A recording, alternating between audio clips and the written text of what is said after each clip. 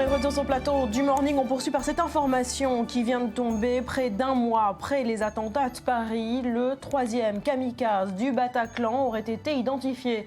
Selon plusieurs informations recueillies ce matin, notamment par France Info, eh bien, il s'agit d'un homme originaire de Strasbourg qui était parti en Syrie fin 2013. Son identité n'a pas encore été révélée, mais ce jeune Alsacien avait été recruté par un certain Mourad Farez, l'un des principaux recruteurs de djihadistes sur le sol français. Nous y reviendrons évidemment plus longuement dans nos prochaines éditions.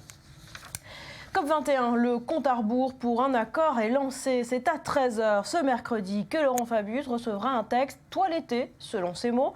Mais l'inquiétude au Bourget est grandissante. Lundi dernier, ce fameux accord ne semblait être qu'une formalité. Face à la détermination des chefs d'État, eh bien, à J-2, les embûches restent nombreuses. Jonathan Serrero.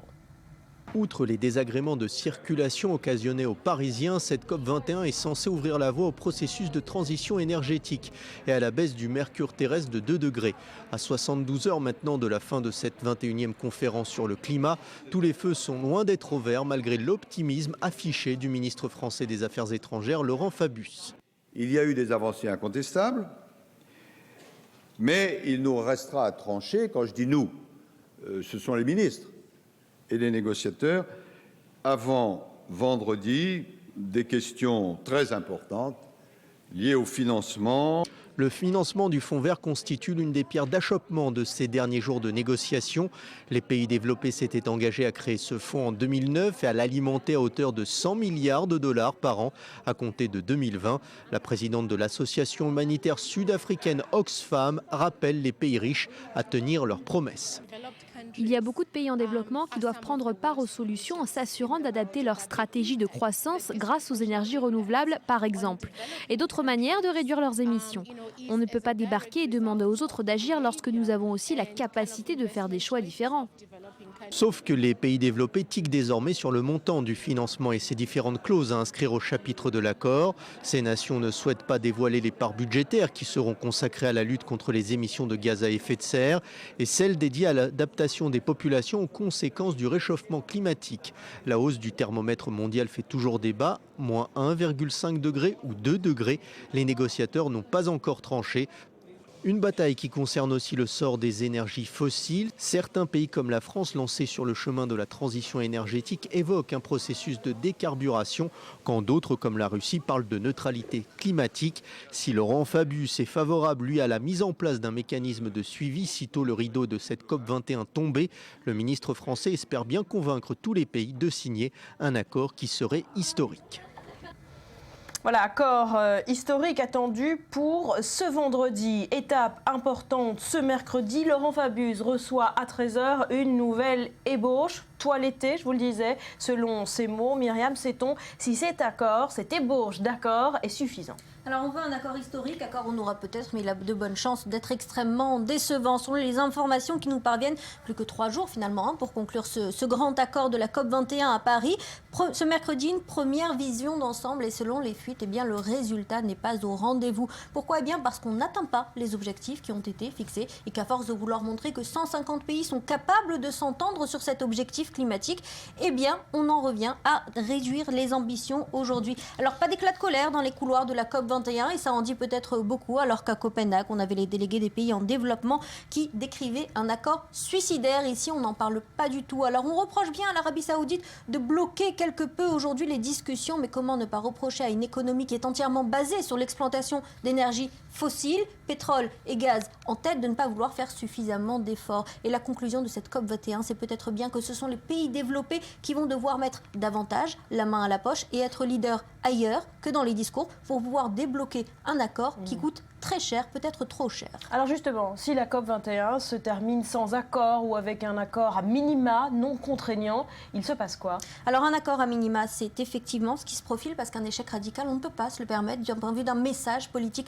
Trop d'investissements ont été faits par la France, par les États-Unis, trop de discours engageants pour que rien n'en sorte. Donc un accord, il y en aura un. La question, c'est sera-t-il suffisant? Et puis là, on a un problème de timing avec une crise économique dont certains pays sortent tout juste, comme les États-Unis. un marasme économique dans lequel l'Union européenne est toujours enfoncée. Or, ce dossier du climat, il devra être tiré par les pays développés et par personne d'autre, et ce ne pourra être fait si des moyens économiques ne sont pas mis en place, et les opinions publiques, même si elles ont été sensibilisées sur ce sujet, ne seront peut-être pas prêtes à suffisamment de sacrifices sur ce dossier. Voilà, des solutions climatiques qui coûtent cher. Merci Myriam. En attendant, l'engagement pour l'environnement, vous le savez, est à la portée de tous. Direction Roubaix, où une centaine de familles tentent depuis le début de l'année l'expérience zéro déchet, ou comment réduire sa production de déchets en modifiant ses habitudes quotidiennes. Regardez.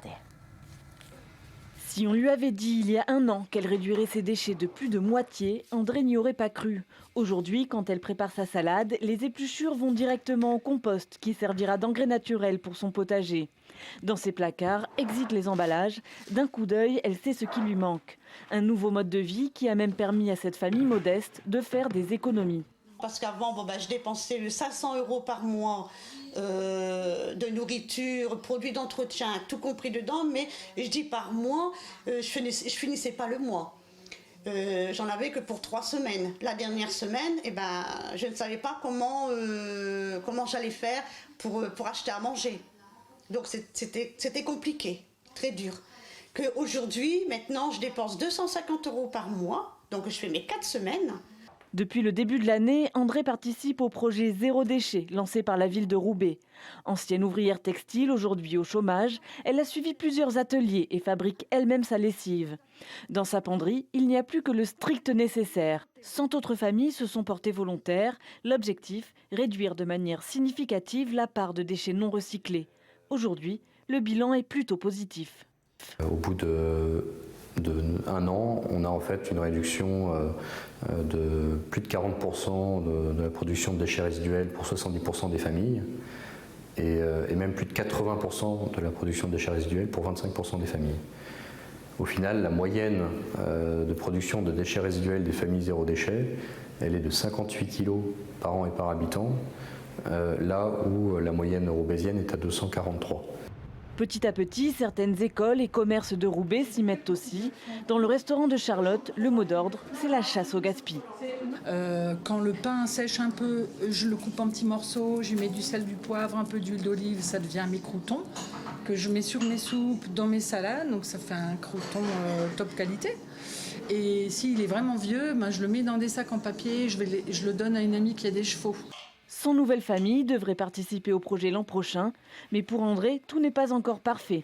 Elle attend désespérément l'ouverture d'un magasin de vente de produits en vrac à Roubaix pour encore réduire sa consommation d'emballage. Voilà, c'est pas si compliqué finalement.